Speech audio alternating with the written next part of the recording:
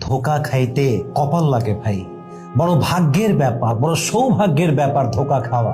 क्योंकि धोखा ही एक ऐसा चीज है जो खाने के बाद पता चलता है कि अपना तो सिर्फ अल्लाह है, बाकी सबके सब गद्दार है। मानुष धोखा खाওয়ার পরেই বুঝতে পারে যে একমাত্র বিশ্বাসযোগ্য ভরসাযোগ্য একমাত্র আপন আল্লাহ, বাকি সব যাদেরকে দেখা যায় এরা সব মুখোশের আড়ালে থাকা বেঈমান গাদ্দার ছাড়া আর কিছু নয়। ঠিক কি না বলেন?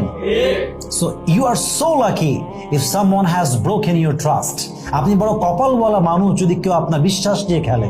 আপনি বড় সৌভাগ্যবান মানুষ যদি আপনাকে কেউ ধোকা দেয়। এবং মাথায় রাখবেন, আল্লাহ যখন দেখে যে আমার বান্দা দুনিয়ার মানুষকে অতিরিক্ত বিশ্বাস করছে, আমার বান্দা আমাকে বাদ দিয়ে দুনিয়ার প্রতি আসক্ত হচ্ছে, আমার বান্দা দিন দিন আমার থেকে দূরে যাচ্ছে, exactly at the same time আল্লাহ বান্দাকে ধোকা খাওয়ায়। আল্লাহ বান্দাকে বিশ্বাসঘাতকতার যে সার্কেলটা আছে, যে মোমেন্টটা আছে, এর ভেতর দিয়ে নিয়ে যাওয়ায়। এর কারণ আল্লাহ বোঝাতে চায় যে বান্দা, the way you are taking to go, যেদিকে তুমি যাচ্ছ, যে পথ তুমি নিচ্ছ যাওয়ার জন্য, দ্যাটস আ রং প্যাথ। এটা সঠিক রাস্তা নয়, এটা ভুল রাস্তা। তুমি যদি শুধুমাত্র আল্লাহকে বিশ্বাস করো, আল্লাহকে ট্রাস্ট করো, ধোকা খাওয়ার কোনো চান্স নাই।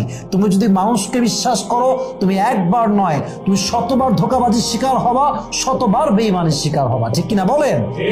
কিন্তু মাথায় রাখবেন, ধোকাবাজ নিজেকে বড্ড চালাক মনে করে। সে ভাবে যে আমাকে কেউ ধরতে পারবে না, কেউ আমার ধোকাবাজি বুঝতে পারবে না। কিন্তু আল্লাহ যখন দেখে যে একজন বান্দা অনেস্ট এবং তাকে কেউ প্রতিনিয়ত ঠকাচ্ছে, বারবার বেঈমানি করছে, তখন আল্লাহ তার সামনে তার মুখোশটাকে